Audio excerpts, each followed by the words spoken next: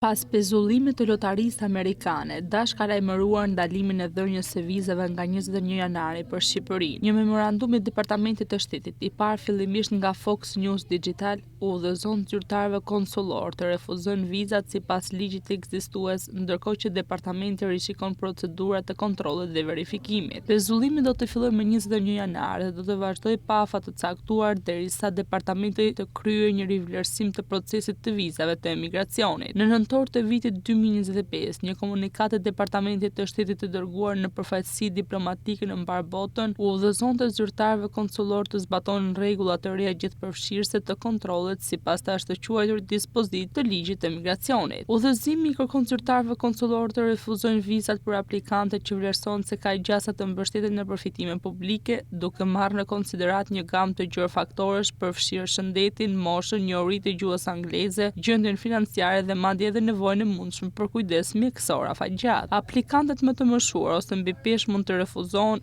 ashtu si edhe ata që kanë pasur ndonjë përdorim të mëparshëm të ndihmës financiare setërore ose janë institucionalizuar. Departamenti i Shtetit do të përdorë autoritetin e tij të hershëm për të shpallur të papërshtatshëm migrantët e mundshëm që do të bëheshin barë publike për Shtetet e Bashkuara dhe do të shfrytëzonin bujarinë e shtekullit amerikan, tha një deklaratë zëdhënësi i Departamentit të Shtetit. Sipas Fox News, Shqipëria është një nga 75 vendet në listën e vendeve që do ju pezullohet shqyrtimi i vizave për emigrantët nga data 21 janar. Lista e plotë e vendeve për qytetarët të cilëve pezullohet dhënia e vizave amerikane janë Afganistani, Shqipëri, Algjeri, Antigui, Barbuda, Armenia, Azerbajxhani, Bahamas, Bangladesh, Barbados, Bielorusi, Belize, Bhutan, Bosnjë-Hercegovinë, Brazil, Burma, Kambodja, Kamerun, Kepi i Gjelbërt, Kolumbi, Bregu i Fildisht, Kuba, Republika Demokratike e Kongos, Dominika, Egjipti, Eritrej, Etiopia, Fiji, Gambia, Gjeorgjia, Ghana, Grenada, Guatemala, Guinea, Haiti, Iran, Irak, Jamaica, Jordani, Kazakistan, Kosovë, Kuvajt, Kyrgyz, Laos, Liban, Liberi, Libi, Maqedonia e Veriut, Moldova, Mongolia, Malezi, Marok, Nepal, Nigeri, Pakistan, Republika e Kongos, Rusia, Ruanda, Saint Lucia, Saint